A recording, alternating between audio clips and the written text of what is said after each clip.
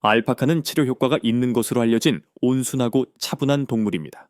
많은 사람들은 주변에서 스트레스를 받거나 고혈압을 경험하는 것이 거의 불가능하다고 믿습니다. 이 동물들은 상대적으로 조용하고 차분한 성격을 갖고 있어 농장과 목장에서 즐거운 동반자가 됩니다. 생리학적으로 알파카는 가까운 친척인 라마와 구별됩니다. 라마와 달리 알파카는 위쪽 앞니가 없기 때문에 독특한 먹이 활동을 하게 됩니다. 또한 라마는 알파카의 약 2배 크기며 더 공격적인 경향이 있습니다. 알파카는 순백색부터 칠흑색까지 22가지 천연 색상을 갖고 있어 섬유 산업에서 높은 가치를 지닌 소재입니다. 알파카는 2가지 품종이 있습니다. 푹신하고 주름진 양털로 유명한 와카야와 실크처럼 윤기나는 섬유질을 생산하는 수리입니다. 알파카 섬유는 부드러움, 강도, 저자극성 특성으로 인해 높이 평가되며 알파카 섬유에 알레르기가 있는 사람은 4%에 불과한 것으로 추정됩니다. 또한 비슷한 굵기의 양모보다 자연적으로 난연성이 있고 따뜻합니다. 각각의 알파카는 독특한 개성을 가지고 있으며 호기심이 많지만 독립적인 성격으로 인해 종종 고양이와 비교되기도 합니다. 그들은 일반적으로 바람과 머리를 만지는 것을 싫어하지만 종종 얼굴을 맞대고 상호작용하는 것을 좋아합니다. 흥미롭게도 알파카는 공동 화장실과 같은 장소를 사용하는 경향이 있는데 이는 목초지 관리를 더 쉽게 하고 퇴비화 후 매우 효과적인 비료를 생산하는 데 도움이 됩니다. 알파카는 수명이 비교적 길어 약 20년 정도 삽니다. 암컷은 유도 배란으로 알려진 독특한 생식 행동을 나타냅니다. 즉, 짝짓기에 대한 반응으로만 배란을 한다는 의미입니다. 임신 기간은 11.512개월입니다. 놀랍게도 알파카는 출산에 안전하고 편안한 환경이 조성될 때까지 출산을 연기할 수 있습니다. 색상에 대한 알파카 사육은 예측할 수 없습니다. 회색이나 밝은 색을 띠는 두 부모도 검은색과 같이 완전히 다른 털을 가진 자손을 낳을 수 있습니다. 이러한 다양성은 다양한 유전적 배경에서 비롯되며 육종을 통해 색상 결과를 재화하려는 시도는 신뢰할 수 없는 것으로 입증되었습니다. 털깎기는 알파카 관리에 있어서 중요한 부분입니다. 특히 따뜻한 기후에서는 과열을 방지하기 위해 이러한 동물의 털을 매년 깎아야 합니다. 전단 공정은 적절하게 소화행될 때 안전하고 응력이 최소화됩니다. 알파카는 부드러운 족쇄로 부드럽게 묶여 있으며 부상을 방지하기 위해 눕혀져 있습니다. 전문 양털 깎는 사람은 약 8분 안에 이 과정을 완료할 수 있습니다. 담요라고 불리는 양털의 가장 귀중한 부분은 동물의 등과 옆구리에서 나오며 고품질의 원사와 의류를 생산하는 데 자주 사용됩니다. 알파카 털은 양말, 스카프, 모자, 숄, 스웨터 등 다양한 제품을 만드는 데 사용됩니다. 특히 양말은 따뜻함과 편안함으로 유명합니다. 알파카 농장은 지속 가능한 모델로 운영되는 경우가 많으며 태양에너지와 우물물 시스템과 같은 관행을 통합하여 동물 운영과 농업 운영을 모두 지원합니다. 식단 측면에서 알파카는 영양분의 적절한 균형을 갖춘 풀 건초가 필요합니다. 티모시 건초는 적절한 단백질 함량으로 인해 선호되는 경우가 많습니다. 단백질을 과잉 섭취하면 지방간 질환과 같은 건강 문제가 발생할 수 있습니다. 성체 알파카는 일반적으로 매일 약 1.13kg에서 1.36kg의 건초를 소비합니다. 알파카는 섬유질뿐만 아니라 차분한 태도와 관리 용이성으로도 높이 평가됩니다. 알파카 고기는 페루와 같은 국가에서 소비되지만 일반적으로 미국에서는 식단의 일부가 아닙니다. 올바른 지식과 설정을 통해 알파카 농업은 평화로운 생활 방식이자 지속 가능한 농업 사업이 될 수 있습니다. 알파카에는 윙윙하는 능력이 있다는 것을 알고 계실 것입니다. 당신은 정말로 그것을 올바르게 읽었습니다. 이 사랑스러운 생물들은 사랑스러울 뿐만 아니라 아름다운 멜로디도 갖고 있습니다. 마치 코로 명상을 하는 복슬복슬한 승려처럼 그들은 흥미가 있거나 만족하거나 짜증이 나거나 심지어 지루할 때마다 조용하고 음악적인 윙윙거림을 냅니다. 윙윙거리는 소리의 높이에 따라 일부 소유자는 알파카의 마음 상태를 판단할 수 있다고 주장합니다. 이것은 알파카 재생 목록에 가장 가까운 것입니다. 게다가 여기에 반전 이야기가 있습니다. 알파카는 침을 뱉지만 라마만큼 자주 또는 강하게 침을 뱉지는 않습니다. 그들이 한 마리를 날게 하는 것은 일반적으로 다른 알파카가 대담하게 음식을 훔치거나 식사 일정에 따라 너무 가까이 다가가기 때문입니다. 어조는 야, 폭행 행위라기보다는 인간에 대한 위협에 더 가깝다. 내 건초 뷔페에서 물러나세요. 반면에 침뱉음을 당하는 자신을 발견했다면 자신이 공식적으로 무리 드라마에 받아들여졌다고 생각해야 합니다. 자주 알려지지 않은 또 다른 측면은 알파카가 혼자 있는 것을 싫어한다는 것입니다. 혼자 찍은 사진에서는 차분하고 뭉쳐진 모습을 보일 수 있지만 알파카를 단독으로 키우는 것은 좋은 생각이 아닙니다. 그들은 군집성 동물이기 때문에 그룹으로 이상적으로는 같은 종의 다른 구성원과 함께 가장 잘 번성합니다. 외로운 알파카는 불행한 알파카입니다. 솔직하게 말하면 누구도 다리가 있는 구름을 무너뜨리는 사람이 되고 싶어 하지 않습니다. 오르글링, 오어글링이라는 용어를 기억하시나요? 그러나 이것은 잘못된 인쇄가 아닙니다. 오히려 수컷 알파카가 짝짓기를 할 때 내는 독특하고 양치질하는 소리입니다. 오페라가 수중에서 공연된다고 상상한다면 알파카 버전의 로맨틱 오페라라고 생각할 수 있습니다. 비록 파바로티는 아니지만 여성들은 저항하기가 거의 불가능하다고 생각하는 것 같습니다. 일부 알파카 쇼에서는 섬유의 질감, 광택, 주름 등을 심사할 목적으로 개최되는 플리스 패션 콘테스트도 있습니다. 패션에 관심이 있던 분들을 위한 공모전입니다. 예, 올바르게 읽으셨습니다. 일부 알파카는 말 그대로 레드카펫 소재로 만들어졌지만 더 푹신합니다. 미국의 차세대 탑 모델보다는 페루의 차세대 탑 다묘가 이 대회의 이름입니다. 게다가 알파카는 에코 챔피언, 푹신한 발바닥은 땅을 다지는 발굽이 없어 땅에 닿는 느낌이 부드럽습니다. 게다가 풀을 뿌리로 뽑지 않고 그냥 풀을 뜯어 먹습니다. 알파카의 풀을 뜯는 행동은 마치 정원 소풍에 온 예의 바른 채식주의 아이들의 모습을 연상시킵니다. 결론적으로 알파카에는 똥 더미 프로토콜이 있다는 점에 유의하는 것이 중요합니다. 예, 우리는 조직적인 방식으로 똥을 싸는 것에 대해 이야기하고 있습니다. 용변이 필요할 때 특정 위치를 선택하여 깨끗한 공동체 화장실을 건설합니다. 더욱이 과학자들은 이 방법이 기생충을 퇴치하는 데 유익하다고 믿습니다. 간단히 말해서 그들은 화장실 일과에 있어서 매우 꼼꼼합니다. 사람들이 공공시설을 이용할 때 그렇게 배려해 줬으면 좋겠어요.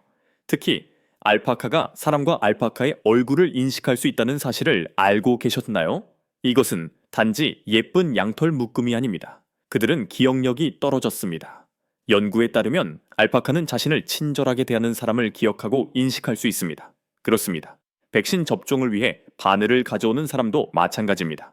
따라서 다음에 당신이 방목장에 들어갈 때 그들은 당신에게 그런 모습을 보일 수도 있습니다. 두뇌에 관해 이야기하는 동안 알파카는 믿을 수 없을 정도로 훈련이 가능합니다. 우리는 그들이 앉거나 머물거나 슬리퍼를 가져올 것이라고 말하는 것이 아닙니다. 그들에게는 표준이 있습니다. 그렇죠? 그러나 그들은 확실히 선두로 걷는 법을 배울 수 있고 부르면 올 수 있고 심지어 알파카 쇼에서 장애물 코스를 할 수도 있습니다. 그들은 조용하지만 숨겨진 재능을 지닌 내성적인 양치기 사촌과 같습니다. 알파카가 추위를 어떻게 견디는지 궁금한 적이 있나요? 그들은 눈을 견딜 뿐만 아니라 눈 속에서도 번성합니다. 이 동물들은 원래 여름 더위에서 영하의 밤까지 기온이 변하는 남아메리카의 안데스 산맥에서 왔습니다. 그들의 양털은 자연의 하이테크 겨울 재킷, 초전련, 수분 흡수 및 통기성과 같은 역할을 합니다. 따라서 자동차의 성해가 아직 녹는 동안 알파카는 아마도 밖에서 눈의 천사를 하고 있을 것입니다. 이제 예상외로 사랑스러운 아기 알파카를 크리아라고 부르며 태어날 때 몸무게는 보통 6kg에서 9kg에 불과합니다. 그러나 여기에 중요한 것이 있습니다. 그들은 생후 처음 몇 시간 내에 실행됩니다. 네, 맞습니다. 태어나서 첫날부터 일어서서 질주하는 것을 상상해 보세요. 압박하지 마세요, 인간 아기들. 잠시 치과 이야기를 해보자. 알파카는 설치류처럼 지속적으로 이빨이 자라지만 아래 앞니만 자랍니다. 윗턱에는 앞니 대신 단단한 치과용 패드가 있어서 아랫니에 닿는 풀을 자르기 위해 사용합니다. 마치 입에 정원용 가위가 내장되어 있는 것 같습니다. 멋지죠? 입에 관해 말하자면 그들은 소처럼 되새김질을 합니다. 그들은 섬유질이 풍부한 음식을 효율적으로 소화할 수 있는 3개의 위, 이 소처럼 사계가 안임을 가지고 있습니다. 그들은 느리고 사려 깊은 먹는 사람입니다. 기본적으로 알파카는 인생의 미스터리를 해결하는 것처럼 건초한 입에 명상을 하고 있습니다. 그리고 그렇습니다. 알파카는 미묘한 말투의 대가입니다. 짜증을 내도 장면이 나오지 않고 슬로우 모션 드라마로 등을 돌릴 뿐입니다. 아이라이너를 쓴 양에게 유령이 된 것처럼 자신이 뭘 잘못했는지 궁금해하게 될 것입니다. 마지막 입이 떡 벌어지는 일. 일부 문화권에서는 알파카 섬유가 한때 왕족만을 위해 사용되었습니다. 잉카인들은 그것을 신의 섬유라고 불렀고 너무 사치스러워서 평민들은 입는 것조차 허락되지 않았다. 따라서 기술적으로 알파카 스웨터를 소유하고 있다면 고대 엘리트 패션을 입고 돌아다니는 것입니다.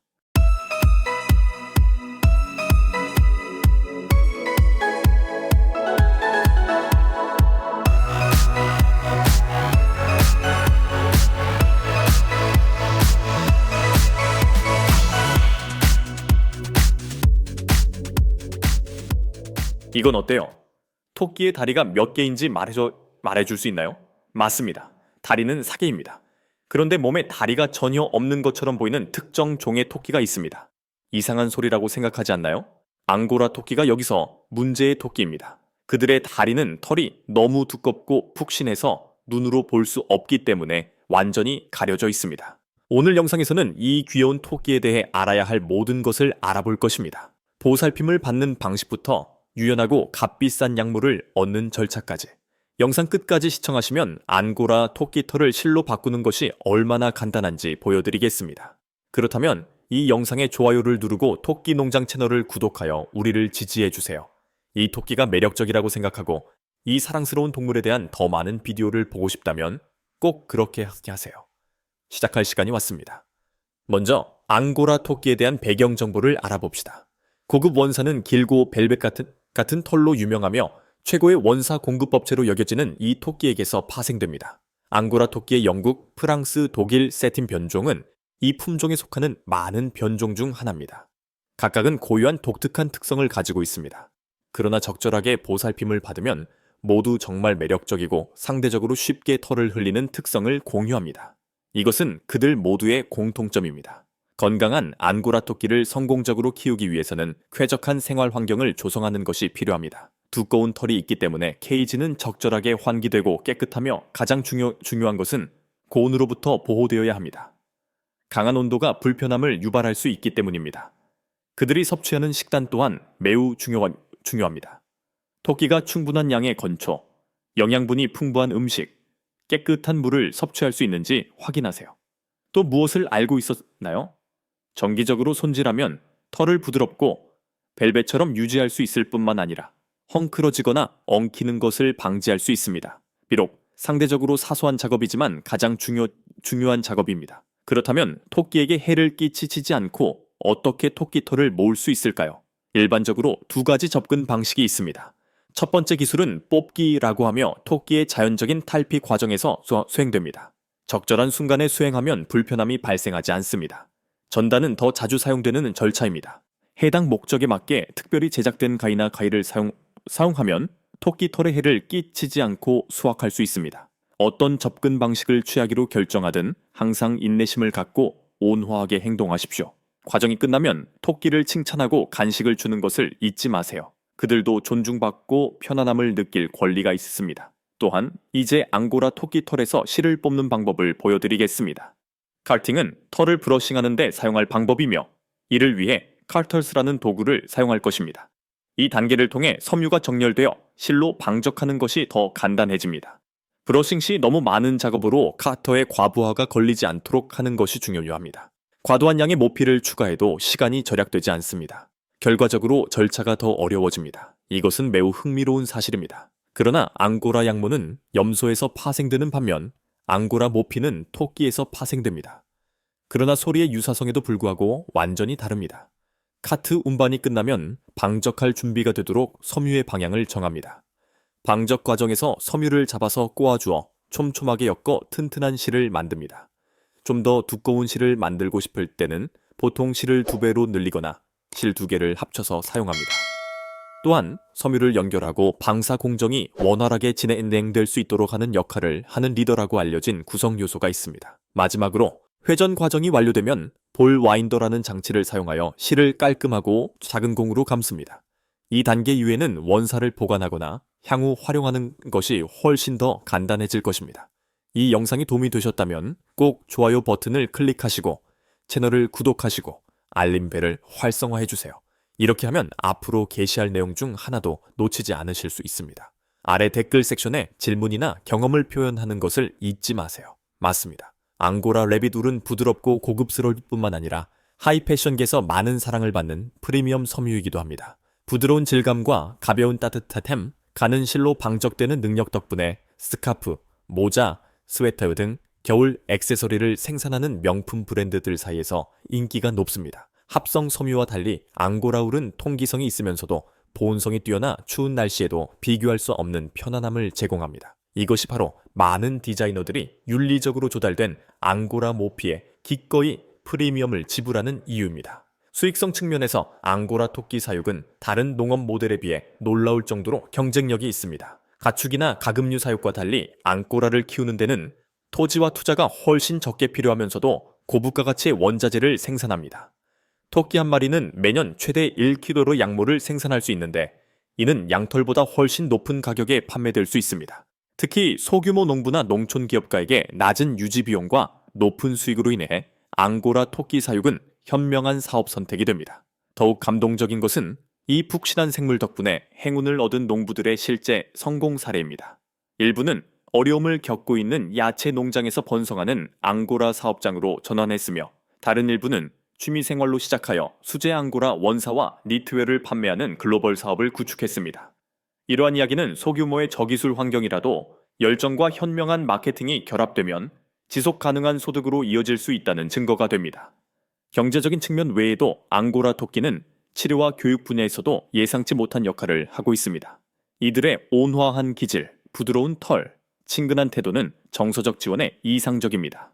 일부 학교와 웰니스 센터에서는 앙고라 토끼를 애완동물 보조 치료에 사용하여 자폐증 아동, 치매 노인 환자 또는 높은 수준의 스트레스와 불안을 겪는 사람들을 돕습니다. 털을 쓰다듬는 것만으로도 심박수를 낮추고 평온함을 촉진하는 것으로 나타났습니다. 흥미롭게도 앙고라 토끼를 키우는데 대규모 농장이 필요하지 않습니다. 많은 도시 애호가들은 이제 소형 뒷마당이나 아파트 내부에 보관하고 있습니다. 적절한 위생, 정기적인 손질, 시원한 환경을 갖춘 앙고라는 작은 공간에서도 잘 자랄 수 있습니다. 이것은 취미생활자 및 집에서 일하는 공예가들이 사랑스러운 애완동물과 유대감을 형성하면서 집에서 직접 실을 생산할 수 있는 기회를 열어줍니다. 탐구해야 할 또 다른 중요한 측면은 국제시장에서 앙고라 제품에 대한 수요가 증가하고 있다는 것입니다. 일본, 독일, 미국과 같은 국가에서는 수제 고품질 직물에 대한 높은 평가를 받고 있습니다. 그러나 이러한 시장은 동물 복지에 대한 엄격한 규제도 시행합니다. 부드러운 손질 방법, 깨끗하고 넓은 주택 등 윤리적인 관행을 입증하는 농장은 장기 수출 계약을 확보하고 의식 있는 소비자를 유치할 가능성이 더 높습니다. 환경적으로 말하면 앙고라 농업은 합성 섬유 생산에 비해 더 지속 가능한 옵션을 제공합니다. 아크릴, 폴리에스테르 같은 합성 섬유는 미세 플라스틱 오염의 원인이 되지만 앙고라 울은 100% 생분해됩니다. 또한 농업 과정에서는 최소한의 화학 물질이나 에너지를 사용하므로 친환경 섬유 솔루션에 관심이 있는 사람들에게 보다 친환경적인 대안이 됩니다. 이 놀라운 품종을 완전히 이해하려면 그들의 기원에 대해 자세히 알아보는 것도 가치가 있습니다.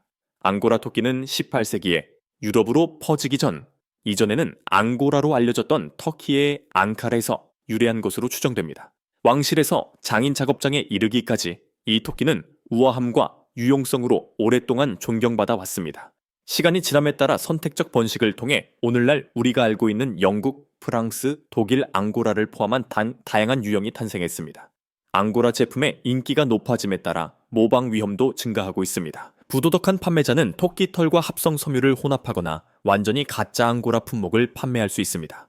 따라서 구매자와 판매자 모두 광택, 부드러움 또는 섬유 테스트 중 화염에 반응하는 방식을 통해 정품 앙고라 울을 식별하는 방법을 배우는 것이 중요합니다.